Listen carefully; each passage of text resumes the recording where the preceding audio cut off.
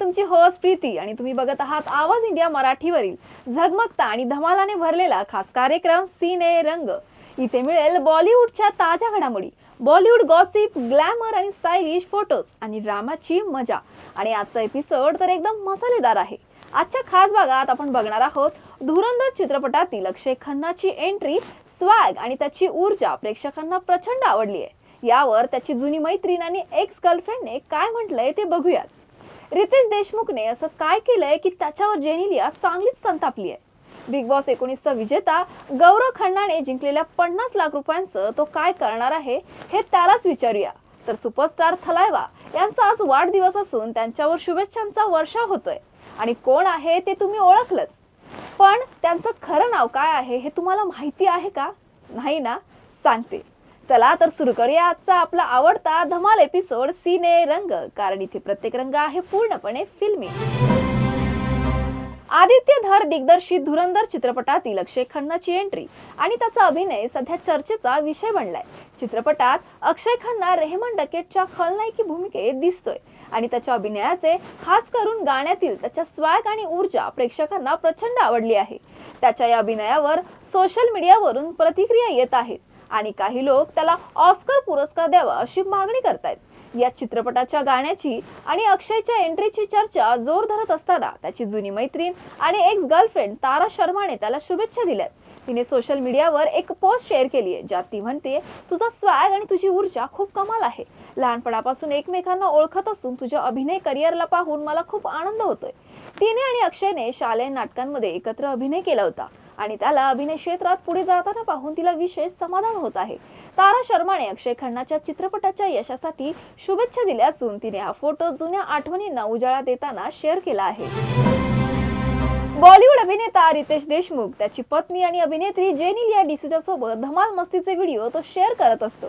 सध्या सोशल मीडियावर एक व्हिडिओ तुफान व्हायरल होताना दिसतोय। एका कार्यक्रमातून रितेश देशमुख आणि जेनेलिया जात असताना रितेश देशमुख हा रिया चक्रवर्तीला म्हणतो की तुला मी सोडू का? यावेळी रितेश देशमुख याचे बोलणे ऐकून जेनेलिया रागाने बघताना दिसतीये। यावर रिया म्हणते की माझी कार आहे। रितेश आणि रिया बोलत असताना जेनेलिया चांगलीच संतापाने बघताना दिसली। हेच नाही तर धन्यवाद बोलताना रिया चक्रवर्ती हिने थेट रितेश देशमुखच्या दाढीला हात लावला। रिया चक्रवर्ती रितेश देशमुखची गळा भेट घेऊन बाय बोलून गेली। त्यावेळी जेनेलियानेही तिला आनंदाने बाय म्हटलं, पण जेनेलियाचा चेहरा बरंच काही सांगून गेलाय। राज डीके यांच्या superhit web series the family मॅनचा 3रा सीझन नुकताच प्रदर्शित झाला आणि त्याचा शेवट एका मोठ्या क्लिफ हँगर मध्ये झाला। मनोज बाजपेयी यांची श्रीकांत तिवारीची भूमिका आणि कथेतील ट्विस्टमुळे प्रेक्षकांना गुंतवून ठेवलंय। सीझन 3 मध्ये निमृत कौर आणि जयदीप अहलावत यांच्या विलन भूमिकांनी देखील शोला वेगळी ओळख दिली आहे। आता सीझन 4 कधी येईल याबद्दल प्रेक्षकांमध्ये उत्सुकता आहे। निर्मात्यांनी सांगितले की सीझन 3च्या क्लिफ हँगर मध्ये पुढील कथेची दिशा ठरवली आहे। डीके यांनी सूचित केलं की 4था सीझन 3पेक्षा लवकर येईल, पण त्याची तारीख अजून जाहीर केली नाही।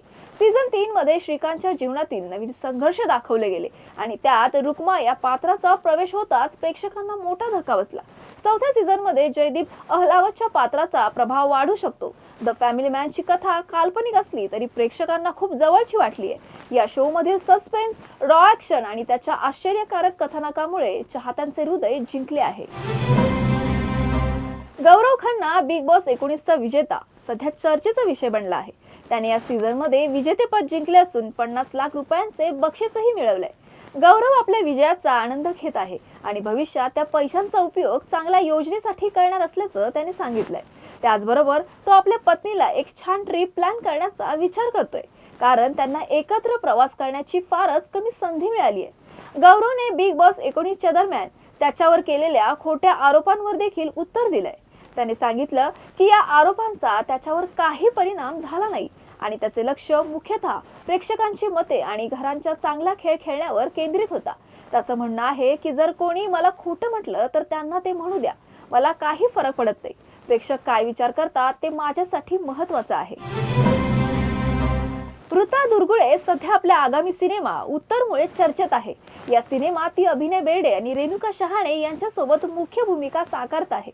उत्तर हा सिनेमा आई मुलाच्या नात्याची संवेदनशील गोष्ट सांगणारा आहे, जो आज रिलीज होणार आहे। ऋता दुर्गुळेच्या अभिनयाच्या जोरदार चर्चेमुळे सिनेमाच्या प्रमोशनला महत्त्व मिळालं आहे.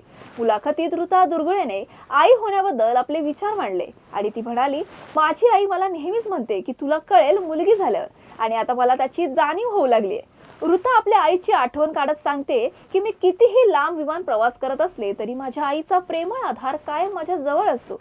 ऋता दुर्गुळेने एका मुलाखतीत आपल्या कुटुंबियाचे आभारही व्यक्त केले. तिने वयाच्या 17व्या वर्षापासून काम करायला सुरुवात केली असताना तिला तिच्या कुटुंबाकडून पूर्ण पाठिंबा मिळाला. त्याबद्दल तिने आपल्या कुटुंबाचे मनापासून आभार मानले आहे. नवी मालिका तुझ्या सोबतीनेचा पहिलाच प्रोमो प्रदर्शित झालाय आणि सोशल मीडियावर सध्या त्याची जोरदार चर्चा रंगतीये.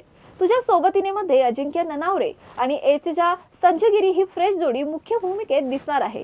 मात्र प्रेक्षकांची सर्वाधिक उत्सुकता आहे शालिनी म्हणजेच माधवी निमकरच्या पुनरागमनाची.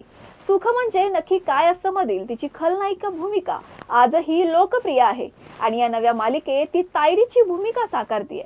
प्रोमो मध्ये दिसतंय की नुपूर एका मोठ्या कॅटरिंग किचन मध्ये काम करत असताना तायडी तिला नियम मोडल्याबद्दल सुनावते. त्याच वेळी नुपूरचे हळदीने माखलेले हात मल्हारच्या कोटाला लागतात आणि पुढे सुरू होते त्यांच्या नात्याची रोचक सुरुवात. मल्हार म्हणजेच परफेक्शनचा पाठपुरावा करणारा इव्हेंट कंपनीचा मालक, तर नुपूर चाळीत राहणारी, कुटुंबाची जबाबदारी निभावणारी आणि चूक सुधारण्यावर विश्वास ठेवणारी. दोघांची दुनियाच वेगळी पण नियती त्यांना एकत्र आणते. प्रोमो रिलीज होता चाहते माधवी निमकरच्या कमबॅकवर खास खुश झालेत आणि सोशल मीडियावर शुभेच्छांचा वर्षाव सुरू आहे. साऊथचे सुपरस्टार आणि हिंदीतही आपला ठसा उमटवणारे प्रसिद्ध अभिनेता रजनीकांत यांचा आज 75वा वाढदिवस आहे. त्यांच्यावर शुभेच्छांचा वर्षाव होत असून त्यांचे लाखो चाहते सोशल मीडियावर त्यांना थलायवा या नावाने अभिवादन करतायत. रजनीकांत यांचा जन्म 12 डिसेंबर 1950 रोजी बंगळुरू येथे झाला. त्यांचे खरे नाव शिवाजीराव गायकवाड आहे, पण त्यांनी सिनेमांच्या दुनियेत रजनीकांत म्हणून ओळख निर्माण केली. त्यांचे वडील रामोजीराव गायकवाड हे पोलीस कॉन्स्टेबल होते. अपूर्व रांगल या तामिळ चित्रपटातून त्यांनी चित्रपटसृष्टीत पदार्पण केलं. रजनीकांत यांनी आजवर 170हून अधिक चित्रपटांमध्ये अभिनय केला आहे. त्यांनी तमिळ, हिंदी, तेलुगू, कन्नड, बंगाली आणि मल्याळम अशा विविध भाषांमध्ये काम केलं आहे. भैरवी, मुरुथी, सुपरस्टार आणि कुली यांसारख्या चित्रपटांमध्ये त्यांची भूमिका हिट ठरली होती. त्यांच्या कार्याची ओळख असलेली एक गोष्ट म्हणजे त्यांची खास स्टाईल, त्यांच्या अभिनयाची गोड आणि आकर्षक पद्धत.